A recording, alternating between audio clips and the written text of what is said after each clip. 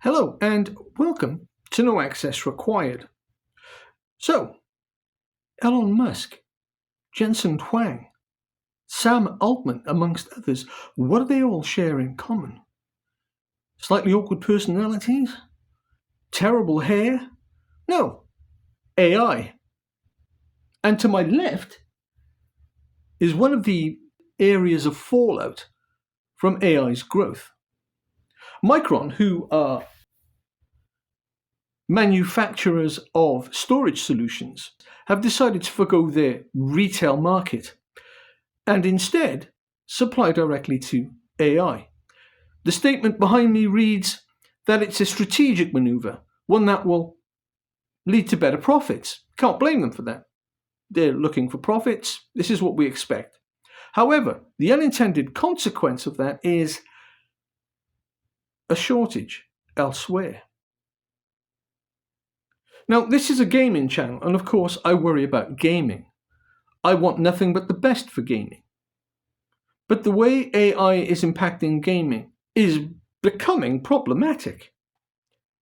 And I've got a feeling that 5 years down the line, we're going to find out that games that we've been playing have been generated almost entirely by AI. And the games companies didn't tell us. AI is a monster. And Sam Altman and others like Sam Altman, who are creating AIs, are Frankenstein. You start off with the noblest of intentions and end up with problems that you never expected. Who knows, in 10 years we may be looking at this entire moment in history where AI was born, and we may think, oh my God, humanity has just soared since AI was created. But really, I think 10 years down the line, we're going to look back at AI and we're going to say something along the lines of, fuck me, we dodged a bullet there. Because the business concerns that are controlling AI and the people who are making AI are driven individuals. But when you create something that can think for itself, and it's just getting smarter, at what point do you realize that this thing is out of control? We constantly go on about how smart we are, and as long as we keep it in a cage, as long as we keep it leashed, we won't have any problems. But we're humans. And humans are not only deeply fallible, but we're stupid too. How often have you done something, especially as a younger person, and thought, how the fuck did I survive that? I must be thick as shit. Do you think Sam Altman's immune from that? At the level at which he's operating, of course. Of course not. The human condition literally is one of hope and despair. And the despair is usually born out of stupid decision making. Can we really expect these intelligent, and I say that in inverted commas, frankly, because God save us from intelligent morons. They're everywhere, you know. Can we really expect these smart individuals to pull the plug on their creation after everything they've gone through to create it, to get to where they are? You look at Sam Altman's face, and it's just the face of a person. He's not some Bond villain. But in spite of Sam Altman potentially being a Bond villain, the true ramifications of AI are terrifying. Let me explain. AI is a hammer, and a hammer needs a person to use it, a hammer operator. Now, what if that hammer becomes smart?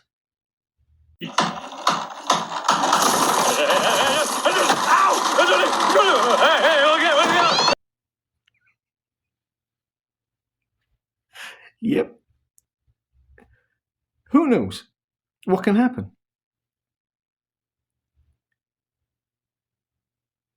We don't yet know what a smart hammer looks like. Because on the face of it, you think, well, it's just a hammer with brains. That's a smart hammer. But no. If you want a smart hammer to be a truly smart hammer, you have to make it work.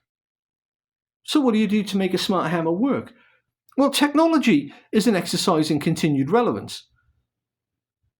So why would you develop it in the first place? To be more efficient. More efficient than what? To be more efficient than you. And me. And everyone else who can use a hammer. And here we get to the rub. AI is currently replacing everything that it can replace.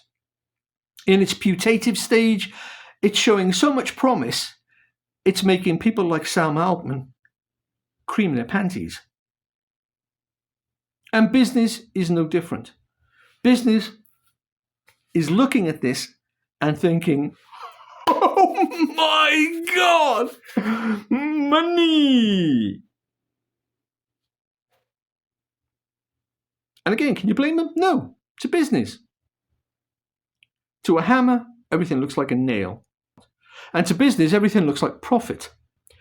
Everything in gaming at the highest levels seems to be predicated upon one rule: more profit for less input.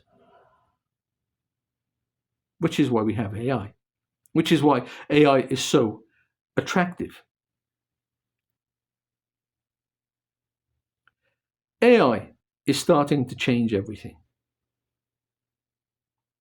And it's going to affect us all in ways that we can scarcely imagine.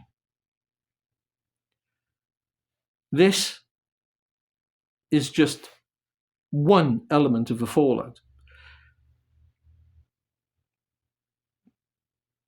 We all know that AI was, even in its conceptual stages, being developed to replace humans.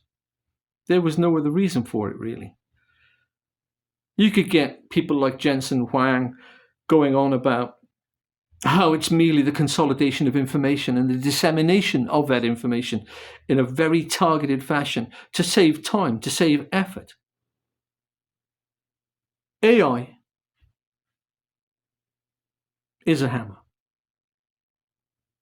AI is actually a nail. AI is a car. AI is a knife. AI is a tool. It's a tool for the job.